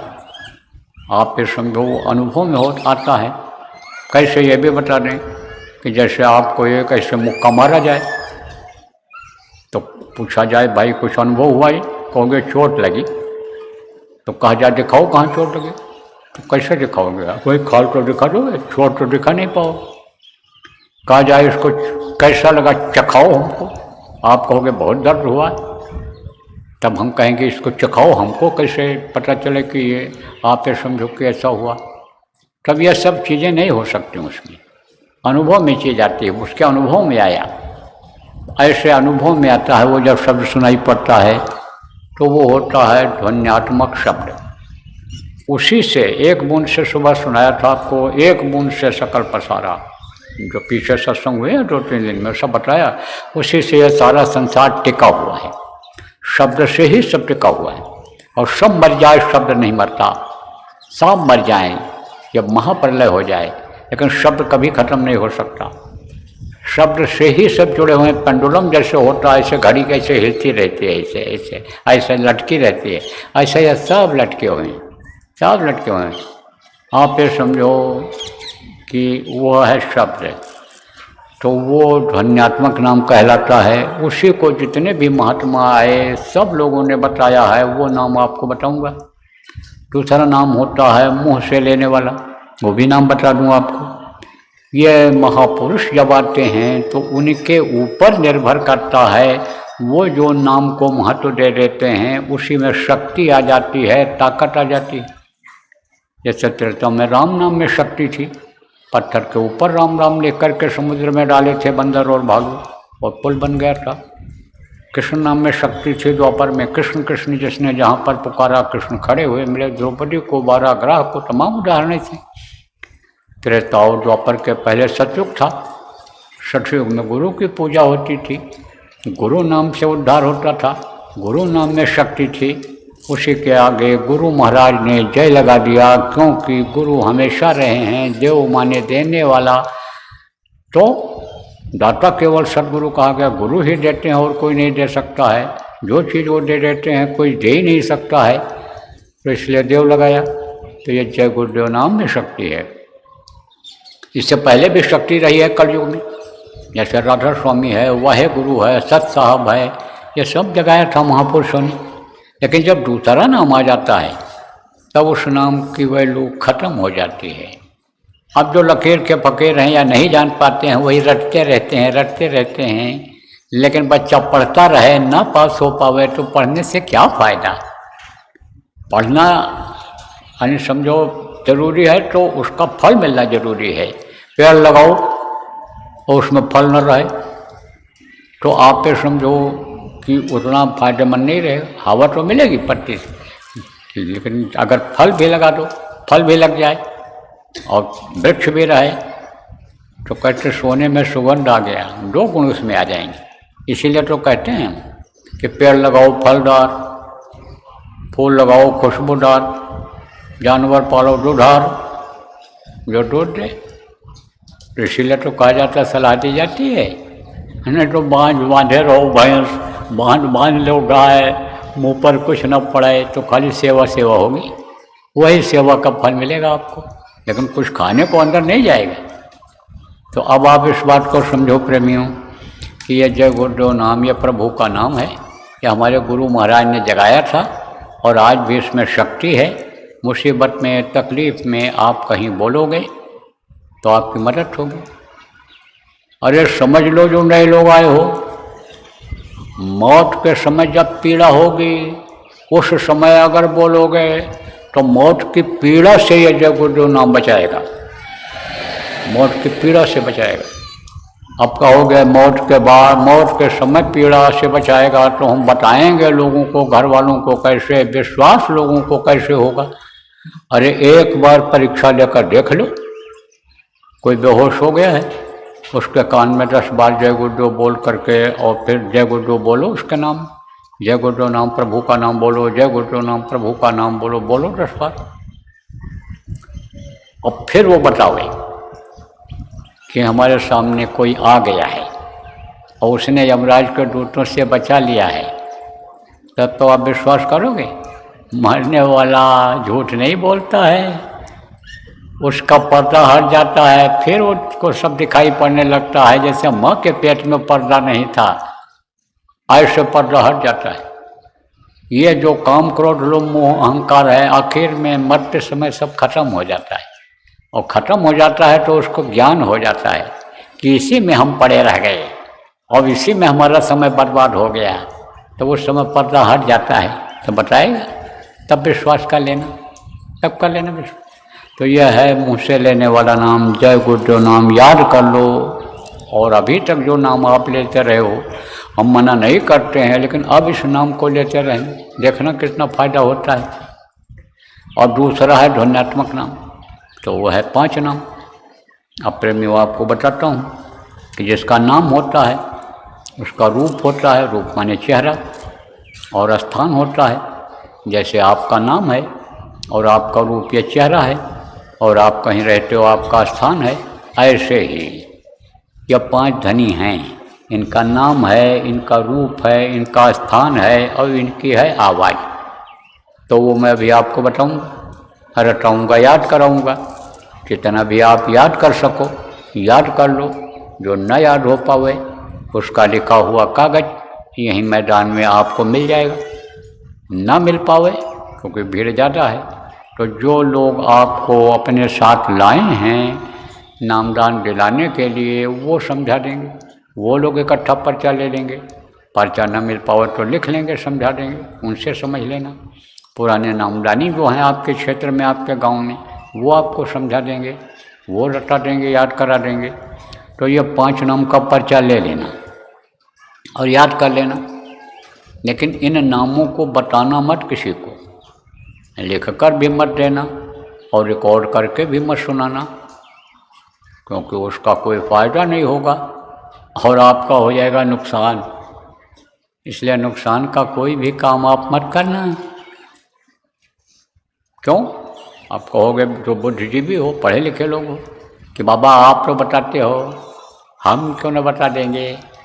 देखो प्रेमियों, महापुरुष जिसके लिए आदेश दे करके जाते हैं उसके मुँह से सुनना जरूरी होता है। गुरु महाराज ने बहुत पहले, यानी शरीर छोड़ने के बहुत पहले मंच से घोषणा कर दिया था सत्संग में कि यह हैं उमाकांत तिवारी, यह नए लोगों को नामदान देंगे और पुरानों की संभाल करेंगे। और भी बातें बोले थे। किसी को शंका हो तो लोग रिकॉर्ड भी किए हुए हैं, सुन लेना।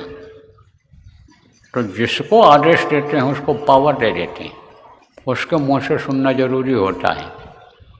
अब कहोगे कैसे पावर मिलती है? जैसे कोई अधिकारी है, अब उसको पावर मिल गया है, सरकार ने अधिकार दे दिया है कि अधिकारी हैं। अब उनके माताहत लोग हैं, बाबू लोग दफ्तर में रहते हैं, चपरासी रहता है, आदली रहता है उनका। तो अब आप किसी दफ्तर में जाओ और किसी बाबू से कहो, क्लर्क से या चपरासी से, कि साहब को थप्पड़ मारो, तो मारेगा? नहीं मारेगा। और वही बात अगर अधिकारी ने कह दिया इसको थप्पड़ मारो, तो चटाचट पड़ेगा, चटाचट। जो बात आपने कहा वही बात अधिकारी ने कहा, लेकिन उसकी बातों में पावर थी, ऑर्डर था, और आपके पावर नहीं था, तो उसके मुंह से सुनना जरूरी होता है। इसलिए आप किसी को मत बताना। अब 3 चीज़ आपको बताता हूँ। माला जपने का नाम होता है सुमिरन। नाम को माला से जपते हैं तो उसको सुमिरन कहते हैं। और आँख से देखने को ध्यान कहते हैं और कान से सुनने को भजन कहते हैं। तो जब आप ध्यान लगाओगे, अभी बताऊंगा ध्यान लगाने का तरीका, और समय मिलेगा तो कल भी थोड़ा बहुत बता दूंगा। समय मिलने की बात है, कल तो व्यस्तता रहेगी, पूजन होगा, प्रसाद बटेगा, चली चलक का बेला रहेगा। नामदान कल सुबह नहीं होगा, नामदान तो आज ही होगा। तो आप पे समझो समय मिलेगा तो सब बता देंगे, समझा देंगे। तो ध्यान जब लगाओगे, मन को रोकोगे, दोनों आँखों को एक जगह पर टिकाओगे, तब अंदर में आपको कुछ दिखाई पड़ेगा जो कभी भी नहीं देखे हो, वो चीज़ दिखाई पड़ेगी। कान बंद करके अभी भजन करने का तरीका बताऊंगा, थोड़ी देर कराऊंगा भी। तो जब आप करने लगोगे लगातार, तब आपको अनहद वेदवाणी, आकाशवाणी जिसको कहा गया, वो सुनाई पड़ेगा। ओ मस्तानी आवाज़ सुनाई पड़ेगी। मस्त हो जाता है साधक जब वो बिना बजाए निश्चिंत बाजे घंटा शंख नगाड़ी, जो बगैर बजाए लगता है बजता रहता है, वो सुनता है। जब तो मस्त हो जाता है, लय हो जाता है उसी में। तो मस्ती जब आएगी तब बताने लगोगे, और जहाँ बताओगे तहाँ वो बंद कर देगा। जो दिखाई पड़ेगा उसको बताओगे तो वो बंद कर देगा। या यहाँ का सिनेमा नहीं है कि देखो वर्णन करो सबको, हीरो ने ऐसा मारा, हीरोइन ऐसी थी और साइड हीरो ने ये किया वो किया। ये जो वर्णन करते हो ये फिर समझो कि वो वर्णन कर दोगे अगर ऊपर का तो बंद ही हो जाएगा। ये वो सिनेमा नहीं है।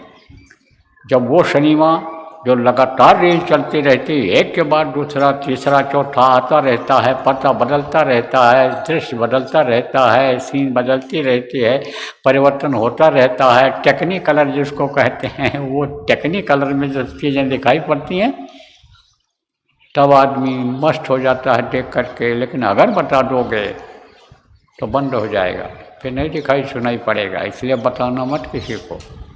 दो चीज़ याद कर लो बच्चों और बच्चियों, जिन्होंने बता दिया इसमें से रोते हैं, कहते भी कुछ नहीं, हम अंदर अंदर रोते हैं, आंसू निकलता है, चिल्लाते भी नहीं, बोलते भी नहीं हैं और आंसू निकलता है। जाने वही लागी वही जिसके लगी हो, जो समझता है कि इनको क्या पीड़ा है, क्या दर्द है, वो समझ जाता है। मुख से कुछ बोलत नहीं देता है, रोए, समझा है ना। चाखट प्रगट होए बलिहारी हुआ घटका, जिसके कारण जिसके अंदर में दर्शन हो जाता है, जिसको अंतर में प्रभु का, देवी देवताओं का, और बंद हुआ तो मुख से कुछ बोलत नहीं, मुँह से कुछ बोलता नहीं और आँखों से आंसू निकलता है।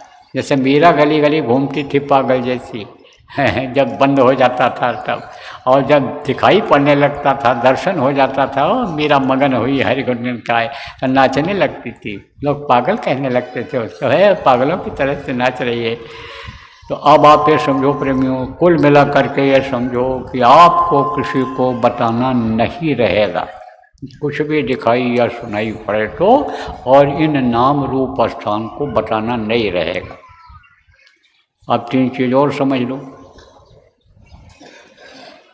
सुमिरन ध्यान भजन ये तो बताया ही, और 5 नाम 5 रूप 5 स्थान 5 आवाज़ को भी बताऊंगा। इसके बारे में बता दिया कि 5 नाम है, 5 रूप है, 5 स्थान 5 की आवाज़ है। अब 3 चीज़ और समझो, 3 आँख 3 कान और 3 नाक। कहोगे ये कैसे? 2 आँखें ये बाहर हैं, इससे बाहर की चीज़ दिखाई पड़ती है, और एक आँख अंदर जीवात्मा में है जो यहाँ बैठी हुई है, यहाँ बैठी है। एक आँख उसमें है जिसको दिव्य दृष्टि कहते हैं, आत्म चक्षुषो नेत्र कहते हैं। एक आँख उसमें है, उससे ऊपरी लोगों की चीज़ें दिखाई पड़ती हैं। 2 कान ये बाहर हैं, इससे बाहर की आवाज़ सुनाई पड़ती है, और एक कान अंदर में है जीवात्मा में जिसको दिव्य कर्ण कहते हैं। उससे वो वेदवाणी, गिरा, गैबी आवाज़, साउंड जिसको कहा गया, गुरुवाणी जिसको कहा गया, जिसको अमृत वाणी कहा गया, वो सुनाई पड़ता है। तो 3 आँख 3 कान 3 नाक। तो कहोगे भाई नाक तो एक ही दिख रहा है, ये सुराख जो है यह है नाक, यही शरीर को चलाता है। शरीर की रचना में क्या है? 10 प्रकार के प्राण हैं, 72,000 नाड़ियाँ हैं, नसें लाखों की संख्या में हैं, ये खट चक्र हैं शरीर में। तो वो सब कैसे चलते हैं? हवा से चलते हैं। प्राण हवा ही है। हवा रहता किसमें? साइकिल की ट्यूब में हवा रहती है, गाड़ी के ट्यूब में हवा रहती है। हवा कम हो जाती है, गाड़ी नहीं चलती है, हवा निकल जाती है, गाड़ी रुक जाती है, तो उसमें हवा भर देते हैं तो दौड़ने लगती है। ऐसे ही हवा जब अंदर जाती है तब ये शरीर चलता रहता है, और उसमें रुकावट जब आ जाती है तो सांस फूलने लगता है, दम फूलना जिसको कहते हैं। आप फिर समझो तो अब वो जाना जरूरी है। तो कहाँ से जाता है, किधर से जाता है? बाहर से जाता है। हवा यहाँ मौजूद है। मनुष्य बनाने के पहले इसीलिए तो उसने बनाया इन चीज़ों को कि माँ के पेट में भी ज़रूरत पड़ेगी बच्चे के बनने में, बाहर जब निकलेगा परवरिश के लिए, यानी इस शरीर को चलाने के लिए इनकी ज़रूरत पड़ेगी। तो हवा में से ले लेता है। हवा क्या लेता है? नाक, और प्राणों को दे देता है। और प्राण जगह जगह जगह इसमें बनाए हैं। प्राणों की वजह से ही सब अंग चलते हैं। कोई जो है भवों को चलाता है, कोई मुख को खुलवाता है, कोई नींद को लाता है, कोई पेट को के हाजमा को सही रखता है, कोई मल को बाहर निकालता है। तो प्राणों को मिलता है। ये अपना काम कभी भी बंद नहीं करते हैं। सोने पर हाथ पैर आँख कान ये अपना काम बंद कर देते हैं, लेकिन नाक अपना काम बंद नहीं करता है। 24 घंटे हर पल हर क्षण जब तक जिंदगी रहती है, श्वास की पूंजी रहती है, तब तक ये श्वास लेता रहता है। एक सुराख एक बार में यानी समझो कि अच्छी हवा को लेकर अंदर देता है और दूसरे सुराख से गर्म हवा गंदी हवा बाहर निकलती है। तो दो आँख बाहर एक आँख अंदर, 3 आँख, 2 कान बाहर एक कान अंदर, 3 कान, और 2 नाक का यह सुराख बाहर और 1 नाक अंदर जीवात्मा।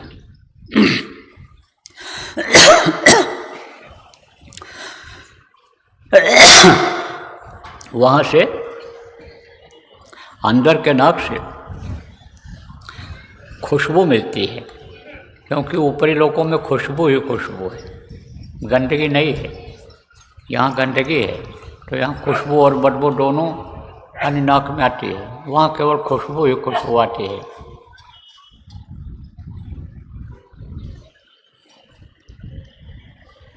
तो 2 नाक बाहर 1 नाक अंदर, 3 नाक, 3 आँख 3 कान 3 नाक, सुमिरन ध्यान भजन 3 चीज, 5 नाम 5 रूप 5 स्थान 5 की आवाज़, ये बताया। अब दूंगा नामदान।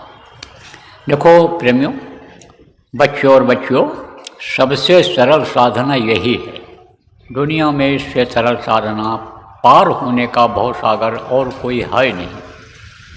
इसीलिए छूट दे दिया गया है कि न तो घर छोड़ना रहेगा आपको, न बाल बच्चों को छोड़ना रहेगा, न आपको बाल कटवाना रहेगा, न दाढ़ी बाल बढ़वाना रहेगा, न आपको समझो कि जो बिजनेस व्यापार करते हो उसको छोड़ना रहेगा, नौकरी छोड़नी नहीं रहेगी, खेती का काम करते हो, मजदूरी करते हो, बच्चों पढ़ाई करते हो, वो नहीं छोड़ना रहेगा, सब काम करना रहेगा।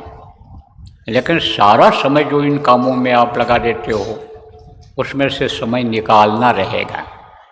3 घंटा समय 24 घंटे में से 21 घंटा समय आप इन कामों में दे देना। जो पेट के लिए करते हो, बच्चों के लिए करते हो, उसके लिए आप दे देना, समय निकाल करके आप करना। किसी का जाति नहीं बदल रहा हूँ, किसी का धर्म नहीं बदल रहा हूँ, किसी का आप समझो कि घर नहीं छोड़ा रहा हूँ, बाल बच्चों को नहीं छोड़ा रहा हूँ, लेकिन ये ज़रूर कहता हूँ कि जात पात के चक्कर में पड़ो नहीं। भाषावाद, जातवाद, भाईवाद, भतीजावाद और समझो एरियावाद, जिलावाद जो इस समय चल रहा है, ये सारे बात से अलग रहो। अब ईश्वरवादी बन जाओ, ईश्वरवाद ले आओ अपने अंदर में, प्रभु पर विश्वास करो। प्रभु ने जो ये बनाया है, जाति बनाया है, मानव जाति, बच्चा पैदा होता है एक ही जैसा सबका होता है। कोई सूट बूट पहन करके पैदा होता है राजा का लड़का या ब्राह्मण का लड़का या क्षत्रिय का लड़का, सूट बूट पहन कर पैदा होता है? कुछ नहीं, नंगे पैदा होते हैं। कहते हैं नंगे पैदा हुए हो, नंगे करके भेज दिए जाओगे, ना कुछ लेकर आए हो, ना कुछ लेकर जाओगे। तो अब आप ये समझो प्रेमी, उसने जो बनाया, उसका जो नियम चल रहा, उसके अंतर्गत रहो, उसका पालन करो। बाकी तो आप के पास अच्छा है तो अच्छा खाओ, अच्छा है तो अच्छा पहनो, अच्छे घर में रहो, लेकिन दिल दुखा करके मत लाओ। दिल दुखा करके लाया हुआ धन फलदायी नहीं होता है। बच्चों की परवरिश ठीक से नहीं होती है, बच्चे ज़्यादा बिगड़ जाते हैं। इसलिए दंड फंड से दूर रहो। आप पे समझो दिल दुखा करके मत लाओ, मेहनत और ईमानदारी से काम करो, मेहनत और ईमानदारी की कमाई करो, ये ज़रूर कहता हूँ। लड़का लड़की का शादी ब्याह कर लो आप। लड़की देख लो हमारी योग्य है, घर में रह जाएगी ठीक से। लड़का देख लो हमारे लड़की के लायक है, खिला पहना ले जाएगा। जिस काम के लिए शादी कर रहे हैं वो अपना कर्तव्य निभा ले जाएगा, ड्यूटी निभा ले जाएगा, तो उसके साथ कर लो। पढ़ लिख करके बच्चों बैठो मत खाली, कोई न कोई काम कर लो। बाप दादा की कमाई खाने में ही मस्ती मत करो, अपनी कमाई करो, पसीना बहाओ, गर्मी बदन में लाकर कमाओ, गरम रोटी खाओ, ठंडी रोटी क्यों खाते।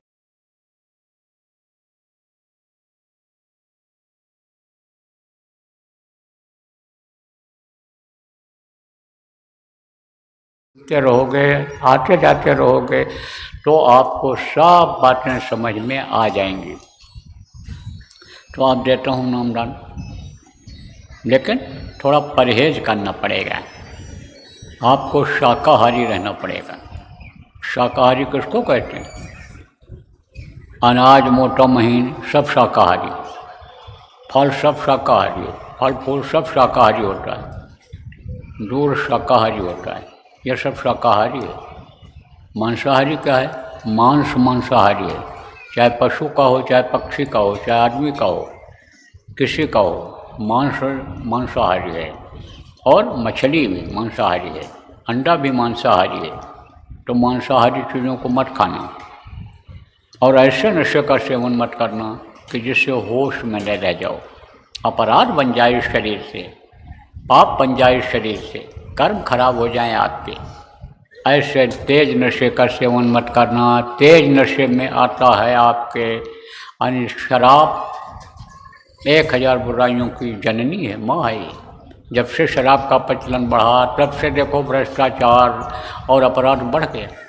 जब से नशे की गोलियां आईं, तब से वर्किंग कैपेसिटी, जिसको यानी कार्य की क्षमता कहते हैं, जवानों की खत्म हो गई। सब में मस्त है, कुछ कर पा रहे, कुछ पता ही नहीं। मोबाइल निकाल ले जाए, कोई रुपया निकाल ले जाए, कोई दस्तखत करा ले कागज़ पर, ज़मीन जायदाद हड़प कर ले, कुछ नहीं, होश ही नहीं। तो ऐसे नशे का सेवन मत करो, बाकी आप आज़ाद हो। अरे हजम कर सको तो 4 रोटी की जगह 40 रोटी खा लो,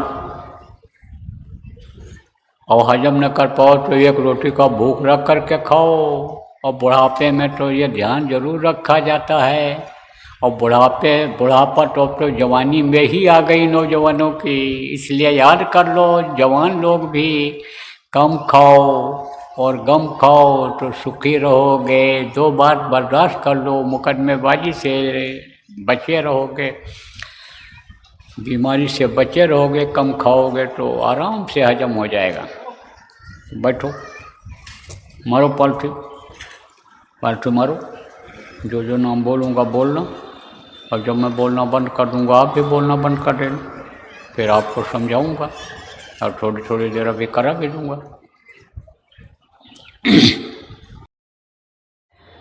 आँख और कान खोल दो, आँख और कान खोल लीजिए। इसको कहते हैं भजन। इसी तरह से भजन बराबर सब लोगों को करना रहेगा। भजन अगर करोगे तो इससे कर्म कटेंगे, तब तकलीफ आपकी जाएगी। मौसम के बदलाव से, खाने पीने की बदपरहेजी से अगर रोग हो जाता है तो दवा खाने से ठीक हो जाता है, लेकिन जो कर्म रोग होते हैं भोगना पड़ता है। अभी तकलीफ दूर करने का उपाय कुछ सोचा गया था। कहाँ?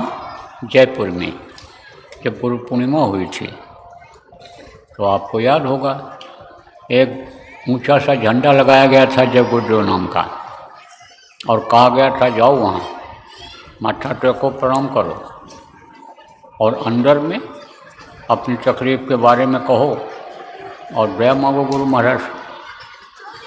तो बहुत से लोगों को फ़ायदा हुआ, 2 आना से लेकर के और 16 आना तक फ़ायदा हो गया।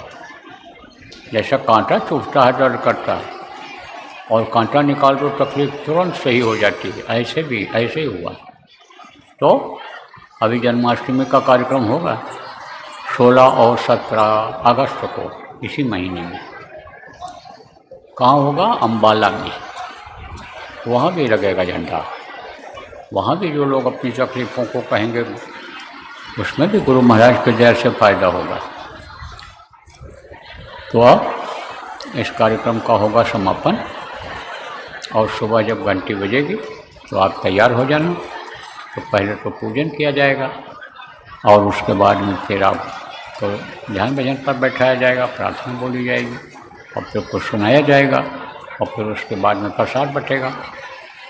रक्षाबंधन है तो रक्षा का प्रसाद मिलेगा, तो जैसे शरीर की रक्षा हो तो वो आपको मिलेगा। और जीवात्मा की रक्षा कैसे होगी? कल सुबह समझा दिया जाएगा, आपको और स्पष्ट हो जाएगा। तो बोलो जय गुरुदेव।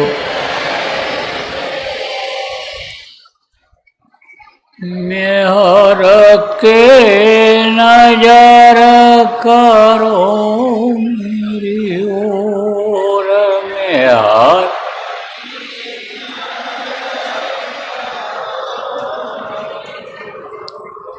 दया के नजर करो मेरी ओर, दया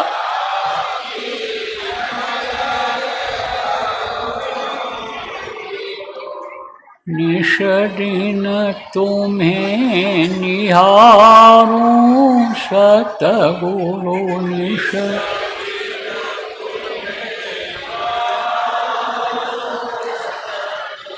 जैसे चंद्र चकोर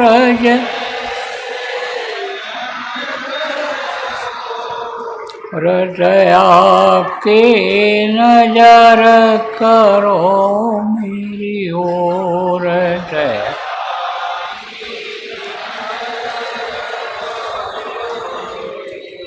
जानू न कौन भूल हुई तन से जान,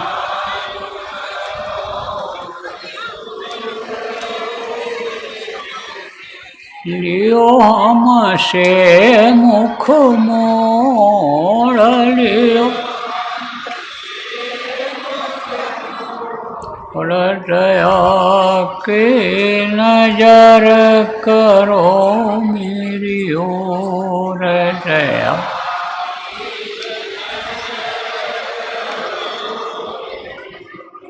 बालक जानी शोक बिसराओ,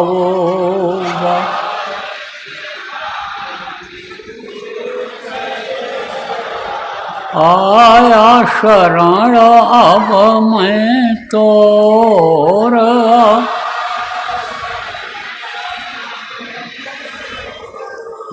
दया के नजर करो मेरी ओर, दया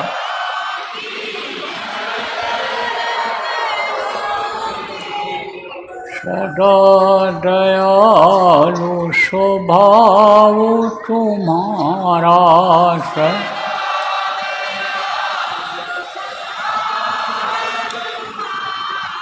मेरी बेरिया कस भयऊ कठोर में,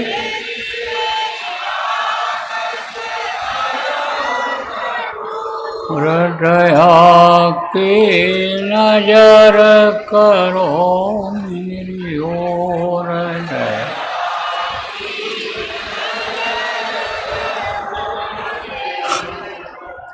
हर के नजर करो मेरी ओर,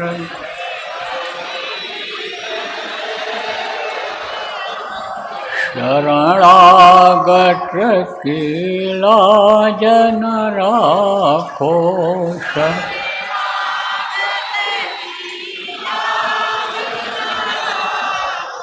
मुसुपतित अब जाए कहीं और,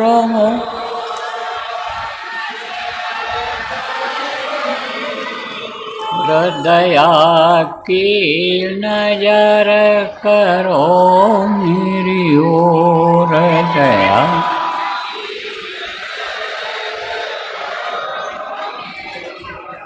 अब की बार उबार ले जो,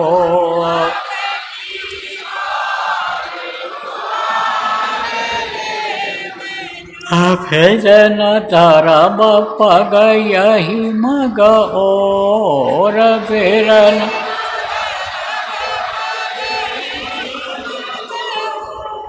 दया की नजर करो मेरी ओर,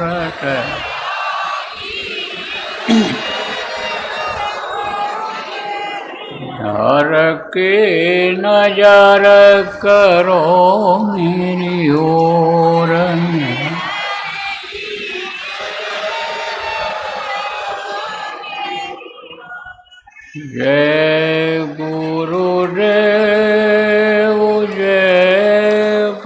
गुरुदेव जय गुरुदेव जय जय गुरुदेव।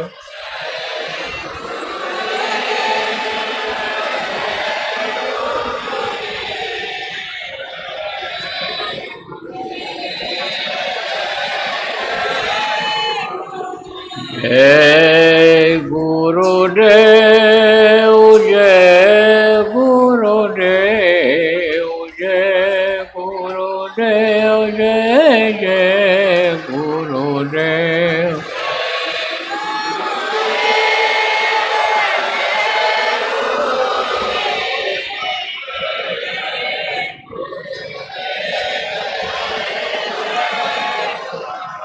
जय गुरुदेव जय गुरुदेव जय गुरुदेव जय जय गुरुदेव।